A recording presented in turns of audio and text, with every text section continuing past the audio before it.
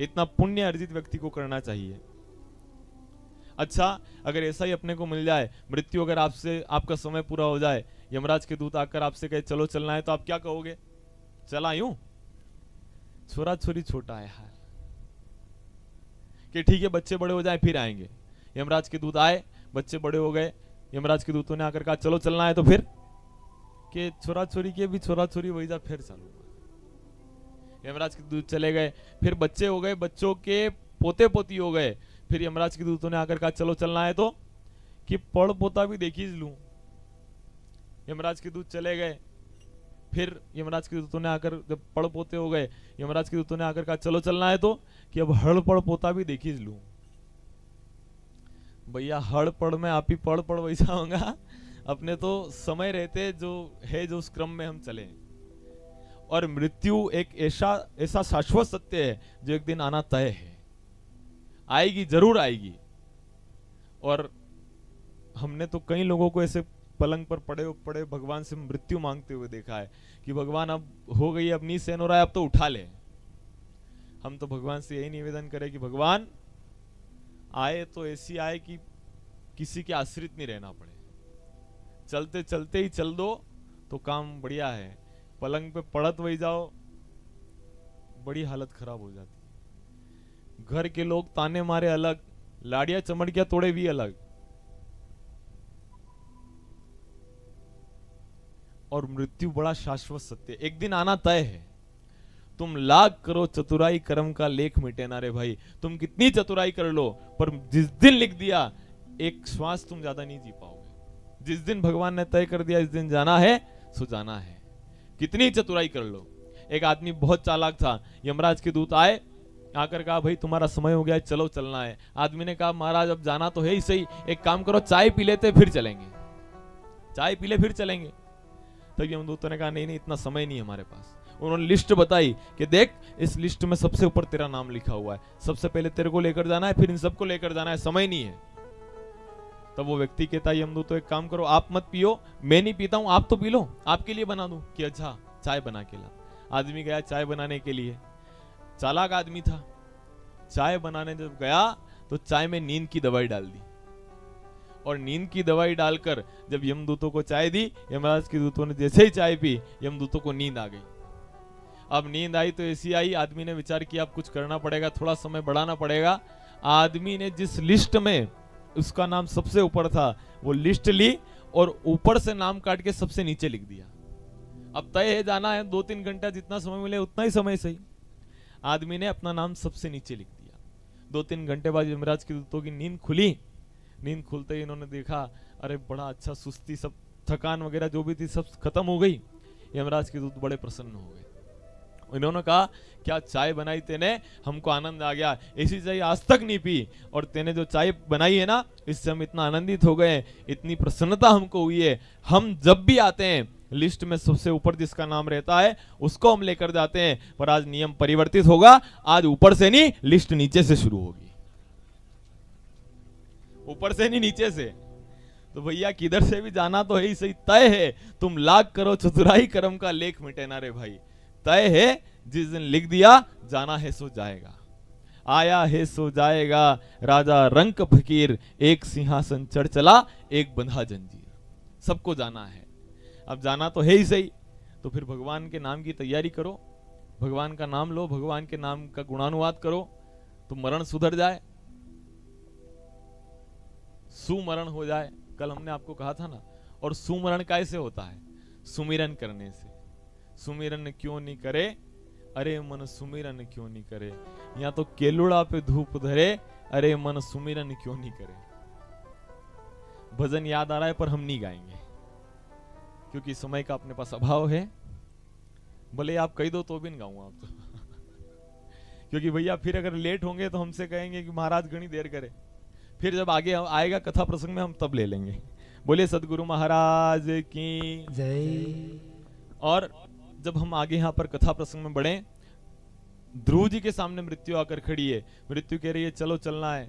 ध्रुव जी मृत्यु के मस्तक पर पांव रख के भगवान के धाम को पधार जाते हैं। ध्रुव के उत्कल के गए के अंग, और अंग के यहाँ पर एक पापी पुत्र का जन्म होता है जिसका नाम था वेन। परीक्षित जी पूछते हैं, एक उज्जवल कीर्ति वाले वंश में एक पापी का जन्म क्यों हुआ? तब सुखदेव जी महाराज कहते हैं, ये मां का दोष था। इस वेन की जो माता जी थी ना, उनका नाम क्या है? सुनीता। और ये जो सुनीता है, ये बचपन के समय में जब जाती वन में, पिता महाराज से वन में जाती, तो वहां पर एक तपस्यारत गंधर्व था, उसके ऊपर कोड़े बरसाए। पिताजी से आकर कहा, पिताजी मैंने एक तपस्यारत गंधर्व के ऊपर कोड़े बरसाए हैं। अब ये बात सुनी, पिताजी ने कहा कोई बात नहीं बेटा। अगले दिन फिर गई, फिर कोड़े बरसाए, अगले दिन फिर गई, फिर कोड़े बरसाए। इसका रोज का क्रम बन गया, रोज का ये नियम बन गया।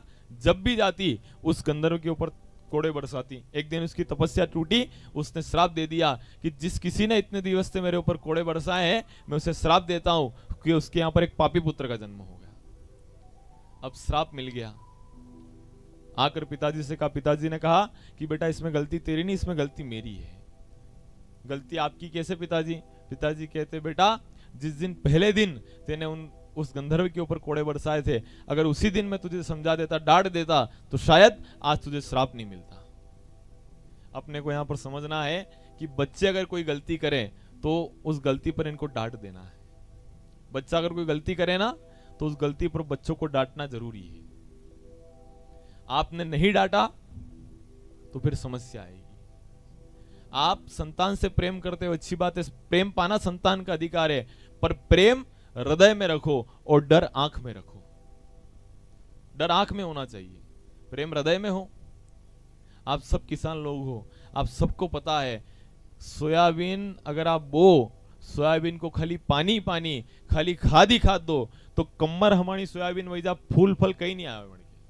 आते फूल फल कहीं नहीं आवे। आप खाली खाद ही खाद दो, खाली पानी पानी दो, तो कम्मर हमारे सोयाबीन वही जा, फल फूल कहीं नहीं आवे। उसी प्रकार आप अपनी संतान को खाली प्रेम ही प्रेम, प्रेम ही प्रेम, प्रेम ही प्रेम दो, तो फूल फल आना के अब कहीं ना आना है। फूल फल कुछ नहीं मिलेगा भैया, फूल फल कुछ नहीं आएंगे। इसलिए गलती पर बच्चों को डांटना शुरू कर दो। कोई गलती करी, डांट दो। अब यहां तो इतना देखो, आप इतना प्रेम हो गया संतान के प्रति कि रात को 12 बजे बच्चा घर से बाहर से आ रहा है और ये पूछते नहीं है। रात को 12 बजे बेटा घर से बाहर से आ रहा है, नहीं पूछ रहे हैं कि बेटा कहां था, किसके साथ था, क्या कर रहा था, कोई मतलब नहीं है। बच्चा घर से आया, द्वार बजाया, जाकर गेट खोल दिया, आओ मारा काना, मारा वालुड़ा, मारे केसर ने, मार कस्तूरी ने, मार गुलाब को फूल ने, मार हजारी गल को फूल ने, मार छातिक छालो, फूटेगा तो घणो भरेगा। जिस दिन फूटा ना, बहुत जलेगा भैया। प्रेम करो, पर प्रेम में संतान की हानि न हो जाए, इसको भी तो देखो। प्रेम पाना संतान का अधिकार है, पर अधिक प्रेम भी नहीं करना। गलती पर डांट दो, नहीं पूछ सकते बेटा कहां था रे तू, किसके साथ बैठा था। आप तो पूछ ही नहीं रहे हो, क्या पता गलत संगत में पड़ गया हो तो। इसलिए पूछो उनसे। अगर रात को लेट आता है, देर से आता है, मत खोलो कमाड़, देखना क्या करेगा। झांक के 2-3 बार लात मारेगा, 2-3 बार हाथ मारेगा और ओटली पे सो जाएगा। फिर जाकर गेट खोल कर कहो, अरे बेटा क्या करो, तू तो पूरा दिन घूमता रहता है, तेरे और कोई काम काज है ही नहीं, नवरो नटारो, खाली घूमना फिरना यही काम है। हम पूरा दिन काम करते हैं, थक जाते हैं, इसलिए आंख लगती। एक बार ऐसा करके देख लो, जिंदगी में कभी देर से नहीं आएगा, कभी देर से नहीं आएगा। एक बार करो तो सही, एक बार इलाज होगा तभी तो काम चलेगा। ऐसा बढ़िया इलाज हो जाए तो फिर थोड़ी करे। बच्चों को गलती पर डांटना शुरू कर दो। घर में एक नीति बना लो, जिस दिन माँ डांट दे उस दिन पिताजी समझा दे, और जिस दिन पिताजी डांट दे उस दिन माँ समझा ले। एक कहावत है ना, वो एक मेरे नेक उबेरे तो वंट नहीं लागे। भैया एक ऐसी नीति बनाओ घर में, जिस दिन माँ डांटे पिताजी समझाए, पिताजी डांट दे माँ समझा ले। अगर आपने खाली संतान को प्रेम ही प्रेम दिया तो भी काम नहीं चले, और अगर आपने खाली संतान को डांटा तो भी काम नहीं चलेगा। क्योंकि खाली डांटते ही रहो, डांटते ही रहो, डांटते ही रहो, तो बच्चे ढीठ हो जाते हैं। एक बार एक घर में मेहमान आए, पिताजी मेहमान के सामने बच्चे को डांट रहे हैं। रोज डांटने की आदत थी सही, तो मेहमान उस बच्चे से पूछ रहे क्यों रे तेरे पिताजी तुझे डांट रहे, तेरे को फर्क नहीं पड़ रहा है? बच्चा कहता है आगे रोज की आदत है, रोज की आदत पड़ गई है। तो भैया कहीं आपके बच्चे भी ऐसे नहीं कहने लग जाएं, तो इसलिए उनको डांटो, पर एक सीमा में। इतना सहलाओ बच्चों को कि निष्क्रिय कर्म विहीन नहीं, इतनी करो प्रताड़ना की निष्क्रिय कर्म विहीन नहीं। समय गलती पर डांटना भी है और समय पर प्रेम भी देना है, दोनों अपने को करना है। ये बात हम यहाँ पर समझे। जब आगे कथा प्रसंग में यहाँ पर बढ़े, वैन जब पापी था, संतों ने हुकार करी, उससे वैन मृत्यु को प्राप्त हो जाता है। उसके पश्चात इस वैन की जंघा को मथा गया, एक काला कलूटा पुरुष उत्पन्न हुआ, वनों पर्वतों में इन्हें वास दिया गया। उसके पश्चात फिर जब इनकी दाहिनी भुजा को मथा गया, प्रतु महाराज और अर्ची प्रकट हुए। देवताओं ने इंद्र को बछड़ा बनाकर दूहा, देवत्व इनको मिला।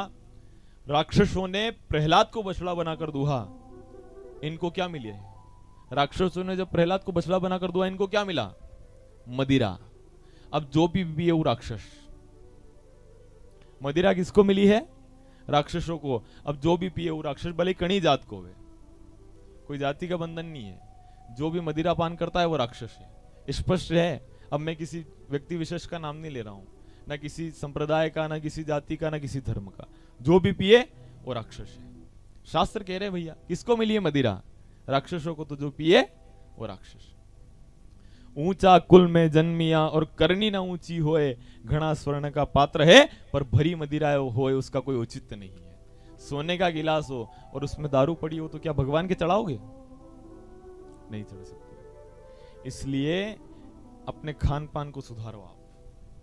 हमने पहले भी कहा है, एक दिन तो पूरी कथा ही खान पान पे हो गई थी, दूसरे दिन की पूरी कथा ही खान पान और खानदान पे थी। तो इसलिए भैया खान पान को सुधारो। भगवान ने जब शाकाहारी और मांसाहारी बनाए ना, तो इनमें परस्पर भेद बनाया है। परस्पर भेद बनाया कि शाकाहारी और मांसाहारी में भेद। क्या क्या भेद है? शाकाहारी जो होते हैं ना, उनके नाखून मुड़े हुए नहीं रहते हैं, और जो मांसाहारी रहते हैं इनके नाखून मुड़े हुए रहते हैं। इंसान के नाखून मुड़े हुए आगे से। शाकाहारी जो होता है, मांसाहारी जीव जो होता है ना, मांसाहारी जब पानी पीता है तो छबड़क छबड़क करके पानी पीता है, और शाकाहारी जब पानी पीता है छबड़क छबड़क करके पानी नहीं पीता है। आप देखो, कुत्ता, बिल्ली और शेर जब भी पानी पीते हैं छबड़क छबड़क करके पानी पीते हैं, नाखून आगे से मुड़े हुए रहते हैं। मनक भी इतरच पिएगा? पीते हैं? नहीं। तो इसलिए मांसाहार और शाकाहार का अपने को समझना है कि भगवान ने अपने को शाकाहारी बनाया है, अपने लिए इतनी सारी चीजें बनाई है, मावे, मिष्ठान, सब चीजें बनाई है। और फिर अगर हम इन जीवों की लालसा में अपनी जीवान के स्वाद के लिए अगर किसी जीव की हत्या करते हैं तो ये हम बहुत बड़ा अपराध कर रहे हैं। पर आज इतनी बड़ी विडंबना है, रात को महफिलों में और सुबह मंदिरों में। रात को तो महफिलें सज रही थी, महफिलों में थे, और सुबह मंदिरों में। तो क्या रात को पी और रात को पी और सुबह पवित्र हो गई हूं? रात को खाया ने सुबह पवित्र नहीं। 27 दिन तक उस जीव के अवशेष आपके शरीर में रहते हैं। मतलब 27 दिन तक आपने मंदिर में जावा को अधिकार नहीं है, 27 दिन तक आपको कथा में बैठने का अधिकार नहीं है, 27 दिन तक आपको भगवान का नाम लेने का अधिकार नहीं है। वो शमशान, उस शमशान में जाने के बाद लोग नहाते हैं। किसी के दाह संस्कार में चले जाए, कोई मर जाए उसके दाह संस्कार में चले जाए, आकर नहाते हैं, और घर आकर जानवर मार के खा जाए, फिर हापड़ते हैं, नहाते हैं? हापड़े ही नहीं हापड़े। कोई आदमी मर गया तो 13 दिन तक उसका सूतक रखा, और यहां अपने हाथ से मार के खा गए, उसका सूतक नहीं लग रहा है इनके। क्या बताओ साहब, इनको मदिरा पान करने वाले ने। थोड़ा समझो आप, ये शरीर भगवान ने दिया है तो ये खाने पीने के लिए दिया है क्या? भगवान ने ये शरीर इसलिए दिया है कि इस शरीर से भगवान का भजन करो, भगवान का नाम लो। कोई आरा मशीन पे ले जाने पार्टियां नहीं निकालेगा अणका, पार्टियां थोड़ी निकलेंगे इसके। हर जीव का कुछ ना कुछ काम में आ जाता है। हाथी के दांत काम में आ जाते हैं, खाल काम में आ जाती है, अपना कई काम में आवे होता हुआ। क्या काम में आता है? लकड़ी जली तो कोयला भया, कोयला जला भई राख, पर या पापन ऐसी जली ना कोयला ना राख। कुछ नहीं इसका। तो इसलिए इसका भजन करो और भजन से नाम कमाओ, नाम कमा के पुण्य अर्जित करो, पुण्य अर्जित करे भगवान के धाम को जाओ। ये गलत अपने को नहीं करना है। मदिरापान ने, मांस भक्षण ने, धूम्रपान ने, तंबाकू ने, ये अपने को नहीं खाना है। ये जो तंबाकू खाते हैं ना, हमने एक कहावत सुनी है, तंबाकू मती खा नहीं तो घर बगड़ेगा, तंबाकू मती खा नहीं तो घर बगड़ेगा, बीड़ी मती पी नहीं तो भीख मांगनी पड़ेगा, और दारू मती पी नहीं तो माजनो पड़ेगा। कैसे? तंबाकू वाले का घर कैसे बिगड़ता है? बाहर मेहमान अंदर मेहमान, ये मैं कमा डेर कर पिच, अब थूक तो सकते ही नहीं, तो ये मैं कमा डेर कर पिच। तंबाकू वाले का घर जरूर बिगड़ता है, और तंबाकू वाले का तो शरीर भी बिगड़ रहा है। तंबाकू वालों का तो शरीर भी बिगड़ता है भैया, क्योंकि ये क्या होता है, अंदर जाकर जमता है, और अंदर जाकर जब जमता है नसों को ब्लॉक कर देता है, और एक दिन बंद। अब भैया रक्त आना जाना ही बंद हो गया, जब हमारी नसों में खून आना ही जाना ही बंद हो गया, तो फिर अरे एक आदमी हमको मिले तो बड़े गर्व से कह रहे, महाराज मैं घूमने गया तो 15 दिन में 7,000 का पाउच खेला मैंने कहा वाह, बड़ा बढ़िया काम कर दिया आपने तो। ये एक महीने में 1500 रुपए के पाउच खा जाता हूं मैं। ओहो, बड़ा पुण्य का काम किया, बड़ा धर्म का काम कर दिया इन्होंने तो। समझो तो सही किसी चीज को। ये जो तंबाकू खाने वाले होते हैं ना, इनका घर जरूर बिगड़ता है। और बीड़ी पीने वालों की भीख मांगने की आदत होती है। कैसे? खुद के जेब में बंडल पड़ा है, खुद के जेब में माचिस पड़ी है, फिर भी साथ वाले से कहते दादा एक तो पाई दे, एक तो पाई। तो बीड़ी पीने वाले भीख जरूर मांगते हैं। और बीड़ी पीने वालों की तो क्या बताओ साहब। एक बार एक बीड़ी पीने वाला आदमी बस से यात्रा कर रहा था, बाहर मुंह निकाला, पास से गाड़ी निकली, कान कटा और नीचे गिर गया। कान कट के नीचे गिरा, पीछे से गाड़ी से आदमी आ रहा था, कान उठा के लाकर इनको देता है, भाई साहब ये आपका कान। ये आदमी कहता यो कान मारो को नहीं, मारवारा पे तो बीड़ी टंगी रही थी। तो ये कोई बीड़ी टांगने की स्टैंड है क्या? है? बीड़ी टांगवा दी तो भगवान है? नहीं, भगवान ने कहा कि भैया उम्र के साथ आंखें कमजोर होंगी तो चश्मा लगाएगा तो चश्मा कहां टिकेगा, इसलिए दिया। कोरोना आएगा तो मास्क कहां टिकाएगा, इसलिए दिया। काम करो, पेन रखने की जगह नहीं मिले तो यहां टांगी लो, हम जा पर बीड़ी। ये कोई बीड़ी टांगने की स्टैंड नहीं है भैया। और दारू पीने वाले का माजना जरूर पड़ता है। कैसे? खूब पिया, खूब पिया, खूब पिया। गांव के बाहर रास्ते पर पड़ा है, वहां पर कौन आता है? कौन आता है? कौन आता है वहां पर? कि 3 पाव धरनी धरे, 3 पाव धरणी धरे, 1 पाव आकाश, 1 पाव आकाश, बिन बादल वर्षा करे, बिन बादल वर्षा करे। तुम सब करो विचार, तुम सब करो विचार। बोलिए सदगुरु महाराज की जय। समझ आ गया आपको? आइए समझ, ये बैठो हो। बोलिए सदगुरु महाराज की जय। 3 पांव धरनी धरे, 1 पांव आकाश, बिन बादल वर्षा करे, तुम सब करो विचार। ये अच्छी आदत थोड़ी है क्या? इतना पी के पड़े हैं ना। ये जो पीने वाले लोग रहते हैं ना, इनकी तो जीबान तक नहीं चाहती कि मदिरा पान करें। इनकी जीबान तक नहीं चाहे, इनको कोई आदमी नहीं चाहता है। चाहता है? इनको समाज वाले नहीं चाहे, इनको परिवार वाले नहीं चाहे, इनको रिश्तेदार नहीं चाहे। हेदन कंकुपत्री नागे मलेज कोनी नावेज कोनी परोपाप कटियो। इनकी जीबान तक नहीं चाहती कि मदिरा पान करे, इसलिए सेव और भूंगड़े का स्वाद देकर मदिरा पान करते। खावे कई न उतारे कई। सेव और भूंगड़ा खाकर बिल्कुल समय रहते जाग जाओ। ये मदिरा पान, धूम्रपान, ये अपने इसमें नहीं है। अपने इसमें तो बिल्कुल स्वच्छ सात्विक इस भाव के साथ रहने का शास्त्रों में निर्देश है। पर आजकल इतना बिगाड़ा हो गया है कि बिना इनके तो काम ही नहीं चल रहा है। कोई कह रहा है कि हमारे यहां तो बिना इसके शादी नहीं हो, सगाई नहीं हो। शादियों में तक ये काम कर रहे हैं, शादियों में भी कर रहे हैं। बेटी का विवाह किया, खुद ने तो कन्यावर करियो ने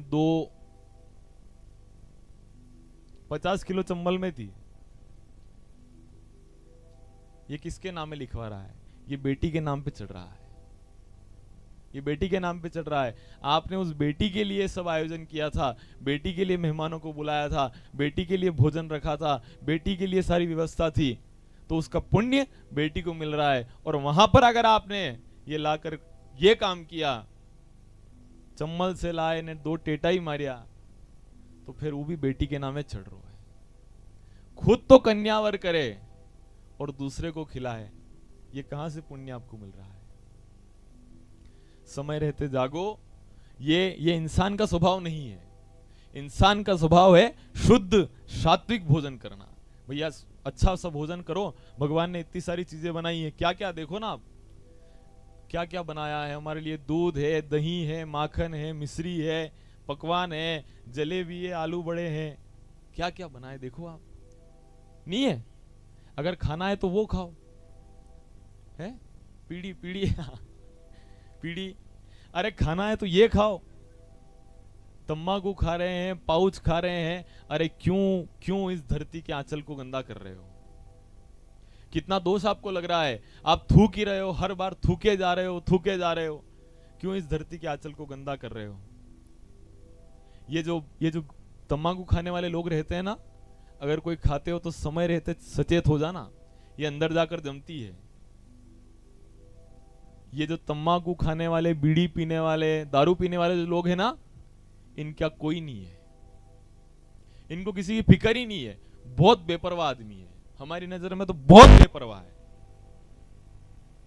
इतना बेपरवाह आदमी है जिसको अपनी औलाद की फिक्र नहीं है, जिसको अपने पत्नी की फिक्र नहीं है, अपने माँ बाप की फिक्र नहीं है।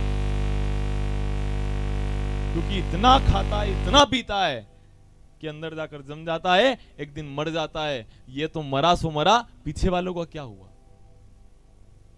थोड़ा तो विचार करो। विचार करने का कोई है ही नहीं। एक आदमी हमसे मिला, कह रहा था कि महाराज दारू पीने वाला आदमी कभी बूढ़ा नहीं होता है। हमने पूछा क्यों? कि जवानी में मर जाओ। बूढ़ा होता ही नहीं, जवानी में ही खत्म हो जाता है। इसलिए समय रहते जाग जाओ। अपना कुछ काम में नहीं आएगा, अपना खाली भजन काम में आ रहा है, जो नाम ले रहे हो यही काम में आएगा, और कुछ काम में नहीं आएगा। पशुओं के तो बहुत सारी चीजें काम में आ जाए, हाथ दांत कुछ भी काम में आ जाए, अपना कुछ काम में नहीं आएगा।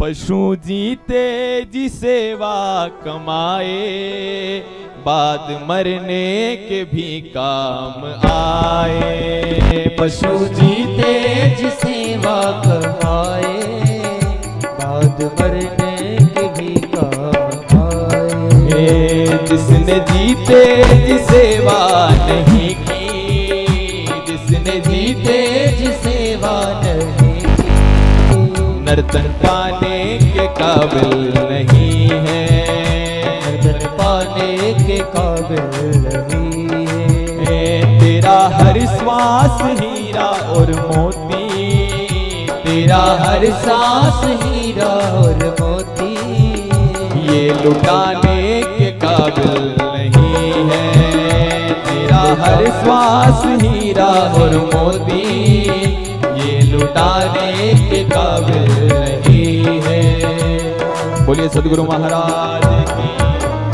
सांवरिया सेठ की जय।